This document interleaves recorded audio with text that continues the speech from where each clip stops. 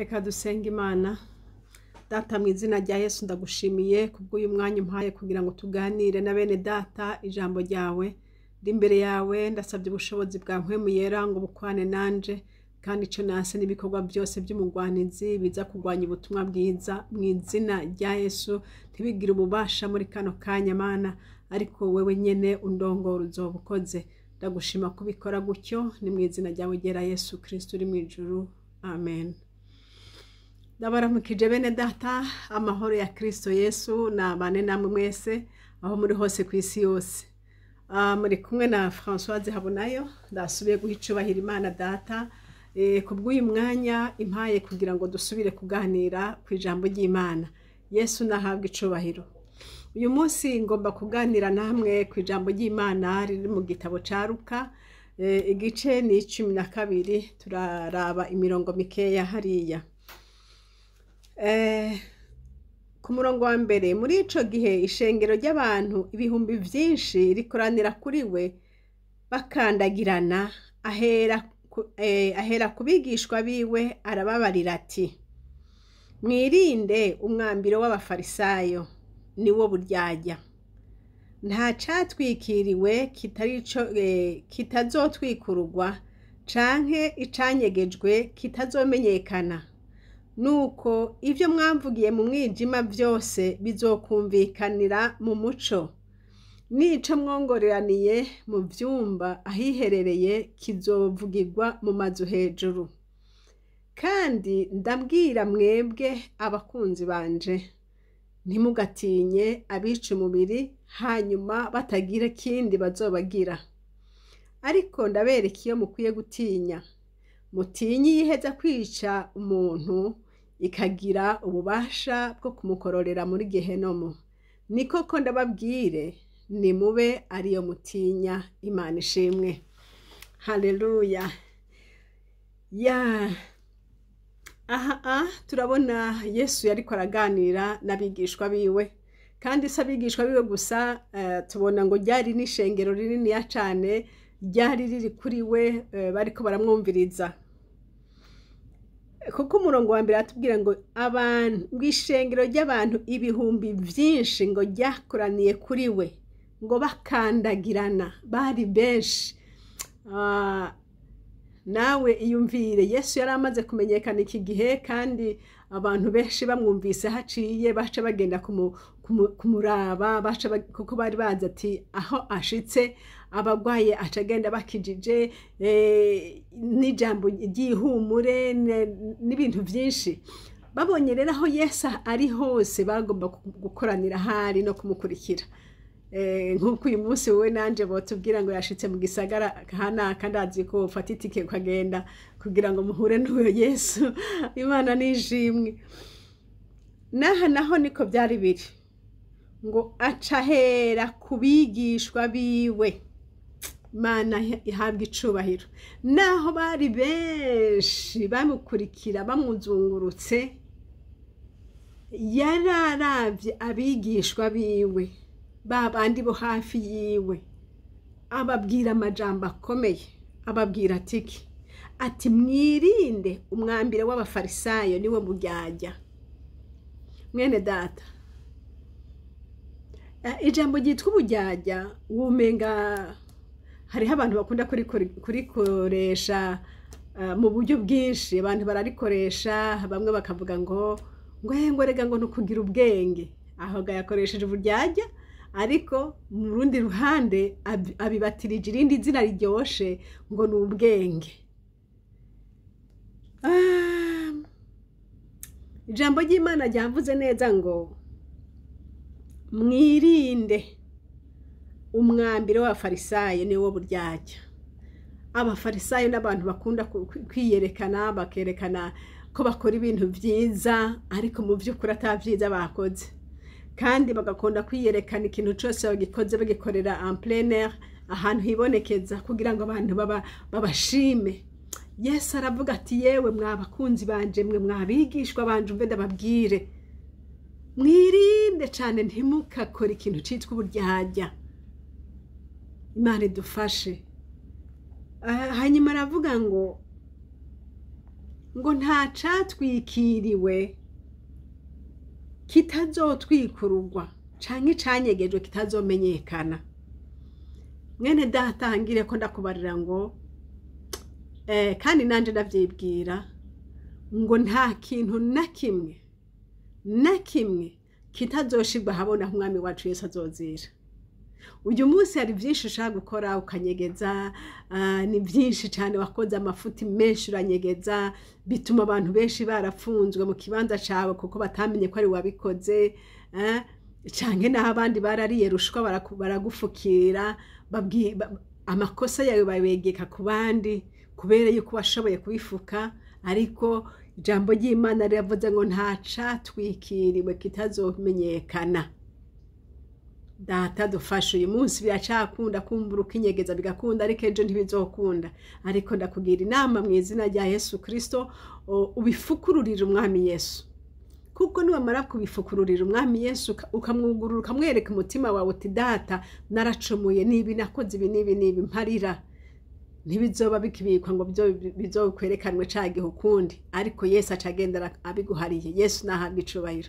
Wanjyawe umve ndakubwire mwene data wicara mu ngoro y'Imana, wambaye etikete y'umuntu w'Imana, wambaye etikete y'umuririmbyi, wambaye ishusho y'umukristo, ariko uri umunyavyaha.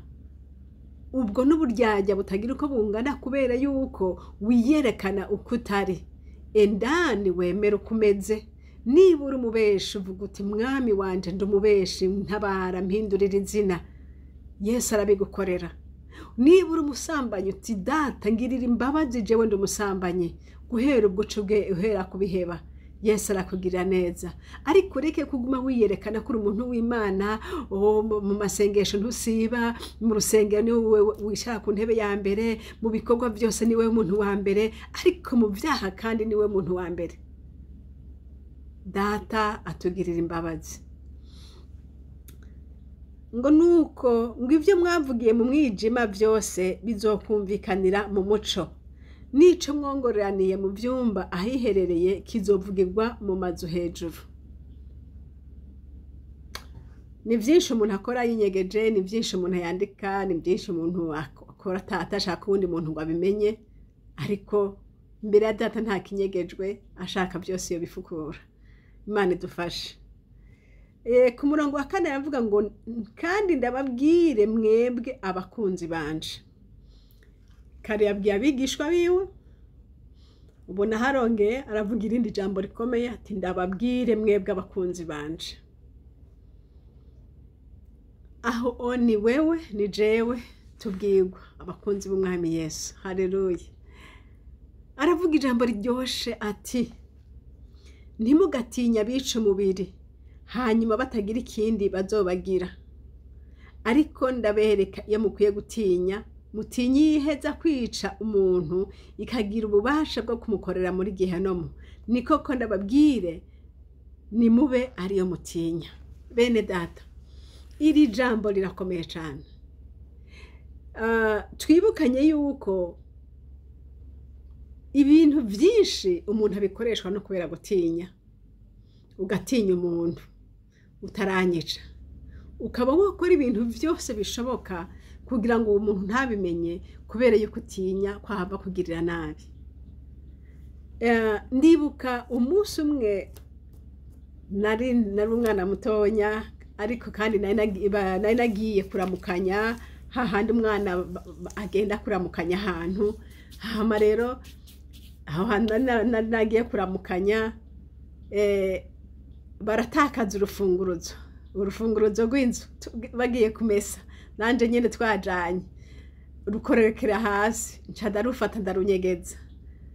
Jewe nabikoze nkaho umenga ngo ni nko gukina, nze kuruba bahangayitse, ariko bene data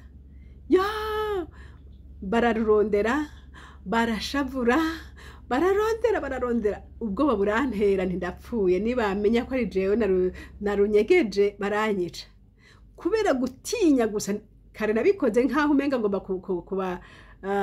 kubakinisha canke surprise urumva nari umwana ntaco narukoza ariko urumva nari nzi ko mpava ndarubaha ariko kubera yuko nabonye ukuntu bashavuye cane bababaye bahangayitse ntangura kwiyumvira ingene bahava bangira kwiyumvira ukuntu bahava bangira bintera ubwoba bwinshi cane bintera kutokwemera ngo mvuge ko ari je narutoye ubwoba bwanteye nce ndafata ndagenda ndaruterera ahantu nzike bahava barondera bakabona Imana ishimwe baruronse bahangayitse kandi narinze aho ruri mugabo kubera ubwoba nibabimenya ko ari jewe narubitse baramara hama rero iri jambo ngomba kuvuga iki ngo ntimutinya bica umubiri jewe natinye ngo barankubita nari umwana muto kandi nari umushitsi aho hantu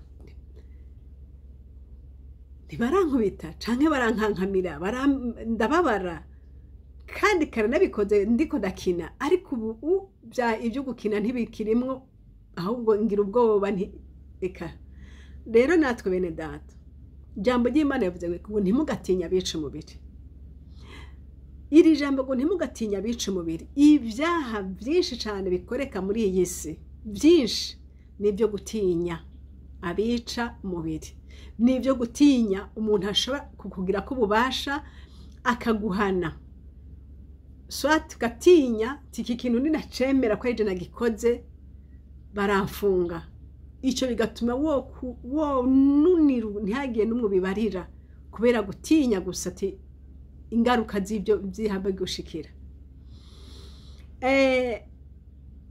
hari n'ibindi ibintu byinshi byo gutinyirira umubiri cyane nibyo bituma tugenda dukoshereza Imana mu minsi yahera haje agateste gatonye ko muri iyi si niko novuga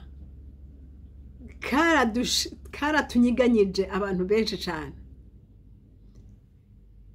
ibi bintu vya vaccine aho vyaza ndiko ndabivuga ngo vyaje nuko biriko birahera Imana ishimwe ariko byatugejeje ahantu biradukanyura bidusiga ahantu n'abantu bari baravugishijwe n'Imana yarababwiye ati bagabo nyambuna iyi vaccine ntimuze muyifate ntimuze mukoreko iki ni ikintu kibi cyane kandi Imana yayibahishuriye rwose mu buryo bwiramvuye ariko leta imaze gukavyo no kuvuga ati umuntu atabikora mwese mubwirizwa umuntu atabikora umuntu atagenda kwivaccinisha ibi nibi bizomushikako ntazoja gusuma ntazojana umwana kwa muganga ntazogira iki ibyo byose wabyitegereza bigatuma uvuga uti yeye ntabwo Imana yari yavuze ariko aha hantu ndabigira gute Mana we baramfunga nibamfunga abana banje baraja hehe abana barabirukana mu ishure nibabirukana ndabashira hehe iri jambo niryo rikubiyemo ibintu byose by'uyu munsi no mu bizoza mu minsi yose iri imbere Yesu yaravuze ati bakunzi banje mwe mwabakunzi banje mwe ntimugatinya bica umubiri kandi atacu bashaka kubagira kindi ariko mutinye ya yindi heza kubica umubiri kawica kandi gatake kabakororera muri gihenomu iyo abari mukwiye gutinya iki kintu cyo gutinya bica umubiri iki kintu nshuti yanje mugenzi uri kuraja mu ijuru ugifate nka nkama Kristo Yesu niwe ukwiye gutinya niwe ukwiye gutinya gusumba ko wotinya abandi bose kuko yowe ashobora kukwinginga akakugira inama agasubira niba mwumvira uraba amahoro ariko nutamwumvira ashobora wenyine kuguteza kindi kintu cicago gikomeye cyane kandi ugaca ugenda kuko wanse kumvira mpemu yera aho ukabubuza ubugingo ukabupfuye kandi ukabubuza ubugingo rero Yesu abwira abakunzi biwe ati mweho mwabakunzi banje mwe reka ndabwira irindi banga rikomeye ati ntimutinye abica umubiri umve nanje uyu munsi nje kukwibutsa mwene data mukunzi w'umwami wacu Yesu Kristo nejo ntugatinye wica umubiri ntukamutinye uyo kuko ntaco yokugira ico no kumenyesha neza nuko ntuzopfa igihe cyawe kitaragera. Icyo nakumenyesha neza ni uko naho yogufunga uhoraho azogusangayo. Haleluya. Naho yogufunga uhoraho azogusangayo kandi muzobanayo na Yesu. Haleluya. Naho yogufunga sikaze umutima wawe utobufunzwe, mu mutima wawe wodudubiza ishimwe, mu mutima wawe woririmba, mu mutima wawe amahoro yoba yuzuye. Kuko Yesu ari kumwe nawe.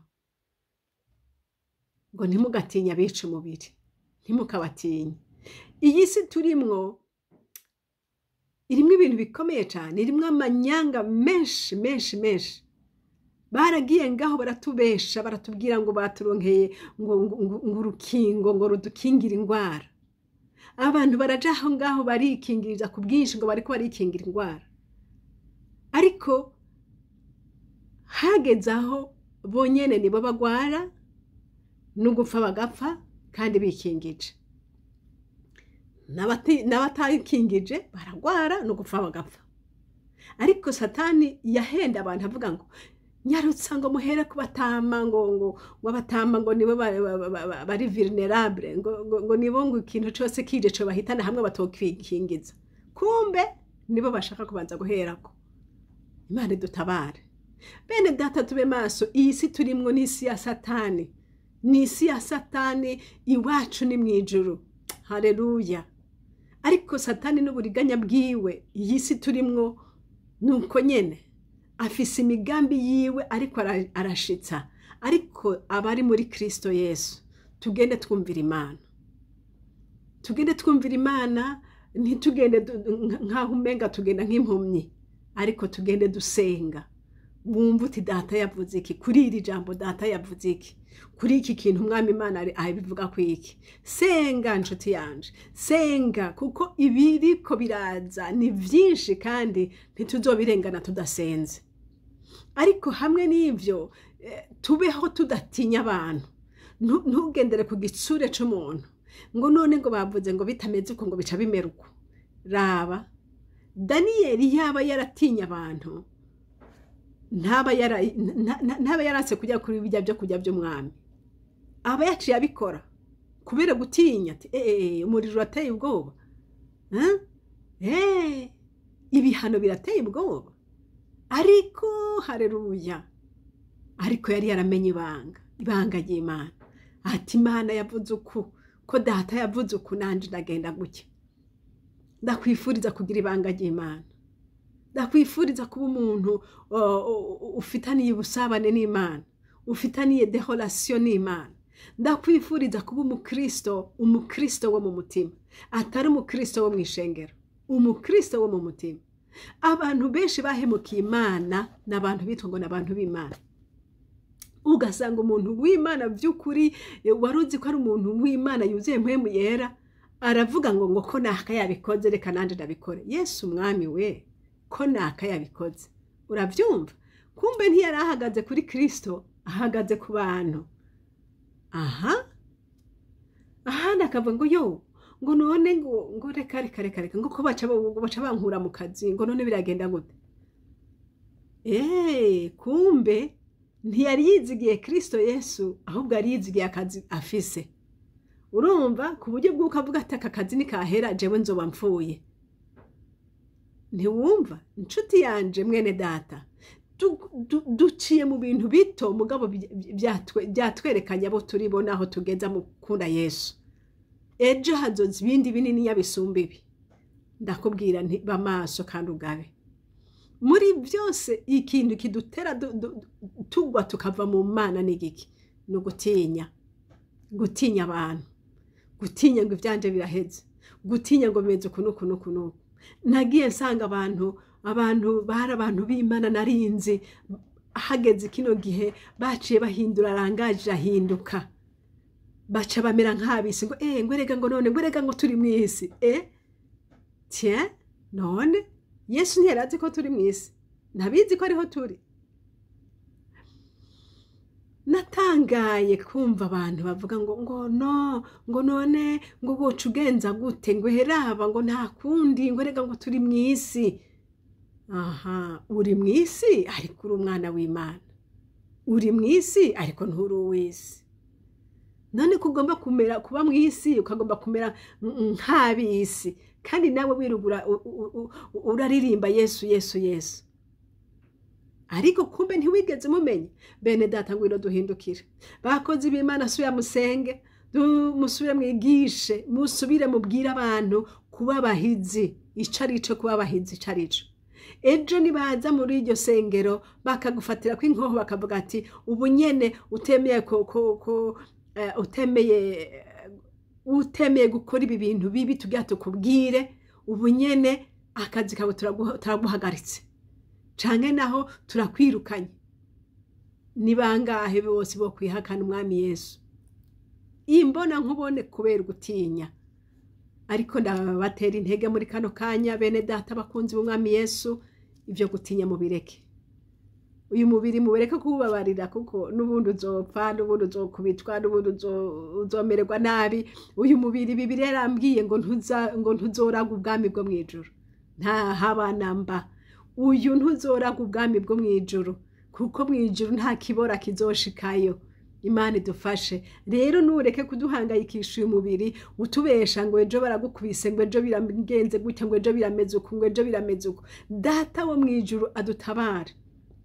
Data tubwiye ngo ntitugatinye bice umubiri, aba bareke bawice niba bo bishobora. Niba data yo barekura reka babice. Ariko umubiri, haleluya, umutima bambe, umutima tuwuzigame bene data. Hari umwami ngo ashobora kwica umubiri kandi akagira kagashaka kujana muri Gehenomu. Ariko abandi nabo ntabyo bashobora. Icyo baba bashoboye nuko kwica. Ariko ugume muri Kristo Yesu. Nanone turashima Imana data. Haleluya. Duhitiye mu bihe bikomeye cyane, abantu batafashe urukingo baciye mu bihe bitoroshe cyane. Ari abantu bari ngahi no mu bihugu by'Iburaya baciye mu bintu bitoroshe. Ariko data wo mwijuru yarahagarariye abantu bose bahagaze mu ruhande rw'Imana. Hari abo bakuye mu kazi baravuga bati ntacyo bitwaye turavamwo, data wo mwijuru azodutunga. Ariko n'uyu munsi barajya, n'uyu munsi baragendagenda. Bakagenda mu bangazini bagasanga ngo kuticandagishije ntiwinjira. Ati sawa, bagahindukira bagasubira imuhira. Ariko kubwo amahoro Yesu yabahaye amahoro. Avuga ati Yesu urakoze kuko naho impunzi imwe no yambara, naho byogenda gute byo, ariko imuziro zigwa nuko nkora ikintu Imana yambujije. Haleluya. Yesu nahabwa icubahiro. Hari abantu bahangayitse mu buryo bukomeye, ariko mu mitima yabo bakomeza kwegera Imana, bakomeza gusenga Imana, bakomeza kunezererwa Imana.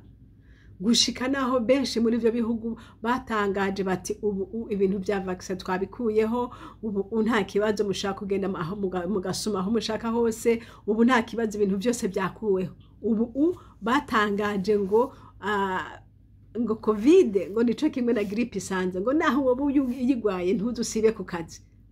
Mu gihe giheze bavuga bati uca ugenda mu nzu wiyugarane nta numwe abwiza ko kubona. Mu gihe bavuga bati naho wabona ufise symptome ya grippe iyo ariyo yose ucuguma muhira ntugende no ku kazi. Mu gihe bavuga bati ahantu hose ugende wifutse ku muntu. Ariko ubu byose babikuyeho. Babikuyeho kubera iki? Ingwara yaheze. Kimwe batinya caheze, canke ni programme yabo yaheze, canke naho nico bagomba gushikako babonye aho bakigejeje. Ubu rero buguruye imipaka. Tube maso bene data bakunzi b'umwami Yesu. Iyi si tubamwo ni isi y'umwijima pe.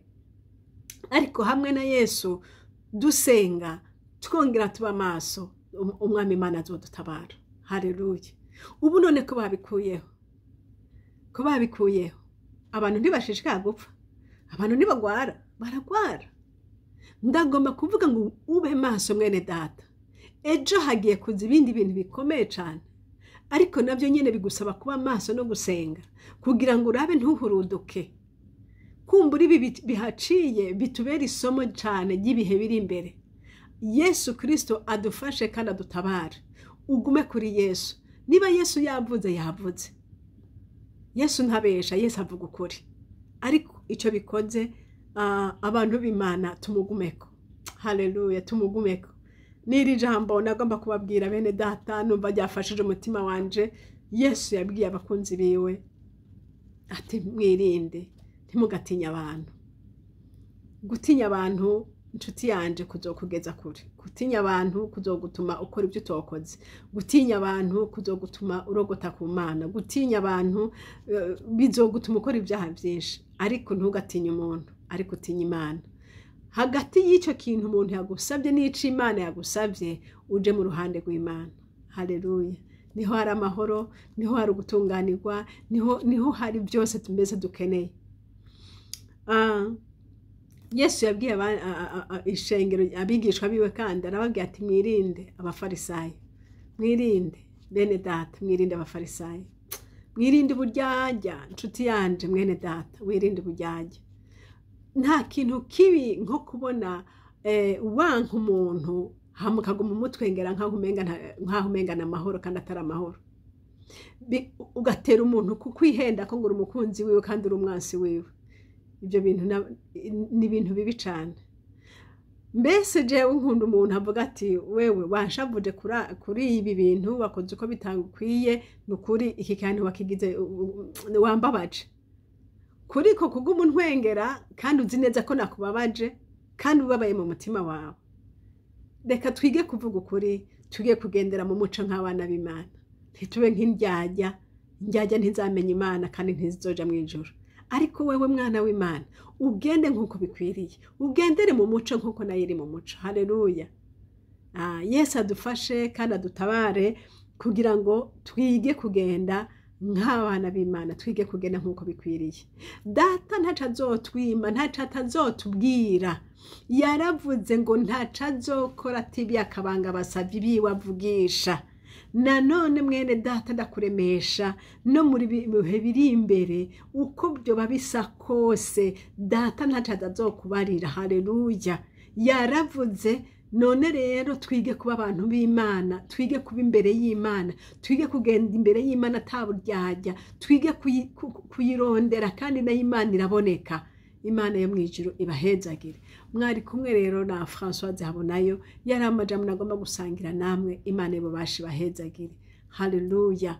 Turi mu gihe c'iherezo, turi mu bihe vya nyuma, ibihe bigenda bikurakuranwa n'ibindi bizoza, ariko Yesu wacu ari ku ngoma. Uwo twizeye yarakomeye, dushishikare kumwizera. Azokwama dufashe ukuboko, azokwama turenganya n'ibindi biri imbere azobiturenganya. Umwami Imana bahezagire. Mwirinde uburyarya kandi ntimutinya abantu. Imana ibubache bahezagire. Amen. Urakoze mwami Yesu kubwira ijambo. Muhemu yera ashishikare kuyigisha wari we wese kandi uduhe inkomezi zo guhagarara mu gihe gikomeye. Mu izina rya Yesu Kristo uduhe gushira amanga mwami Yesu, utwigishe mwami Yesu gushira mu ngiro ibyo twakiriye. Mu izina rya Yesu Kristo uduhe kukwizera Mana, tugendere mu ijambo ryawe uzobukoze. Ni mu izina rya bugera Yesu bisabye. Amen. Mwari kumwe na Françoise HABONAYO. Iyi chaine turiko ni chaine HABONAYO kandi nimero zanje za telefone ni za zindi ni +46 768 0065 46. Imana data ibahezagire mwese. Amen.